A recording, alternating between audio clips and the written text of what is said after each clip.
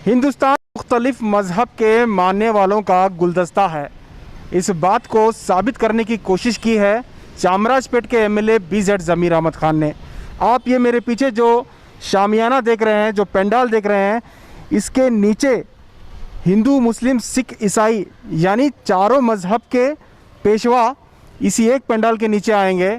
ज़मीर अहमद ख़ान की जानिब से मस्जिद के पेश इमाम, मौज़नीन, मंदिरों के पुजारी और सिख मज़हब के गुरु और गिरजाघरों के फादर्स भी इसमें शामिल रहेंगे। इन तमाम लोगों को ज़मीर अहमद ख़ान की तरफ से राशन किट दिया जा रहा है और साथ ही साथ फ़ी शख्स 5,000 रुपये दिए जा रहे हैं।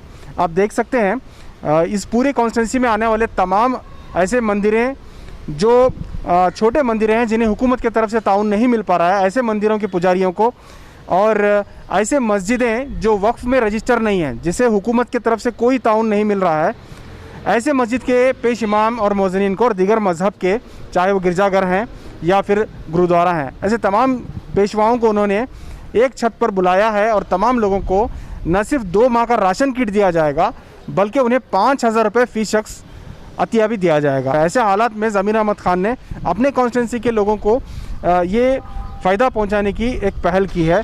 ज़मीर अहमद ख़ान क्यों ये करना चाहते हैं और कैसे उन्होंने ये प्लान बनाया, रास्त उनकी तरफ से आप जानिए। नहीं, ये क्यों किया मैंने, अभी आप देखे होंगे, अभी हमारे जो मस्जिद के जो मौज़न हैं, जो इमाम है, जो मुजरा डिपार्टमेंट के जो मंदिर के जो अर्चकर बोलते हैं, वो स्वामी जी, उन लोगों को पैकेज अनाउंस किया। यानी येडियुरप्पा साहब ने उनको कुछ रेशन 1,500 का रेशन देना, ये मुजरा डिपार्टमेंट के जितने भी स्वामी जी हैं उनको, प्लस उनकी सैलरी 3 महीना देना। जब हमारी डिमांड के ऊपर तो अब एक ही कौम को दिए, दूसरी कौम को आप नहीं देंगे तो कैसा करके, मेरा डिमांड ये था, क्रिश्चियन समाज भी है, सिख समाज भी है और मुस्लिम समाज को भी आप देना चाहिए करके डिमांड किया था।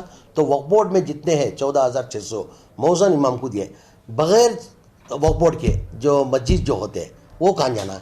अभी कोई मस्जिद में क्या है, अभी वो लोग क्या है, चंदे के ऊपर डिपेंड है। अगर चंदा नहीं होएगा तो, जुम्मा का चंदा नहीं होएगा तो वो मस्जिद का मौज़न का इमाम का सैलरी नहीं दे सकते। ऐसे बहुत से मस्जिद है। एक्चुअल वो गवर्नमेंट उनको अनाउंस करना चाहिए थे।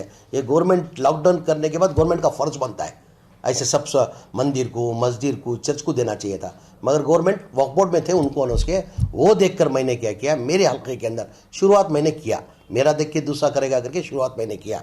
मेरे कॉन्स्टिट्यूंसी के अंदर जितने भी मस्जिद के इमाम है, मौज़न है, उनको, जितने भी मेरी कॉन्स्टिट्यूंसी के अंदर मंदिर है, उनके सब अर्चकर को, मतलब स्वामी जी को, और जितने भी चर्च है उनके फादर्स को, प्लस हमारे के अंदर क्या सरदार जी लोग नहीं है, अभी उनको छोड़ के मैं कैसा कर सकता हूँ। तो उनको क्या किया, मैं अलसुर में उनका गुरुद्वारा है, उधर से उन लोग को बुलाया। उनको करके कुछ 350 से 380 लोग हो रहे, उनको एक रेशन किट, 2 महीने का रेशन किट, 5,000 रुपये कैश, और उसके साथ में एक स्टीम दे रहा हूँ। स्टीम देने की वजह क्या है, आज वो लोग अल्लाह के घर में रहते और मंदिर में स्वामी जी मंदिर में रहते, चर्च में फादर लोग चर्च में रहते। आज उन लोग सेहत तंदुरुस्ती रहना, क्यों, वो अल्लाह के नज़दीक रहते हैं, कभी भी ताजुद की नमाज़ पढ़ते हैं, 5 टाइम नमाज़ पढ़ते हैं, अल्लाह से कोरोना जाने के लिए, दुआ मांगने के लिए उन्होंने रहना ज़रूरी है। इसके लिए क्या होता है, ये स्टीम लेने से क्या होता है, थोड़ा कोरोना आने के चांसेस कम रहते हैं। तो उनको एक स्टीमर दे रहे और एक मास्क दे रहे और एक सैनिटाइज़र दे रहा हूँ।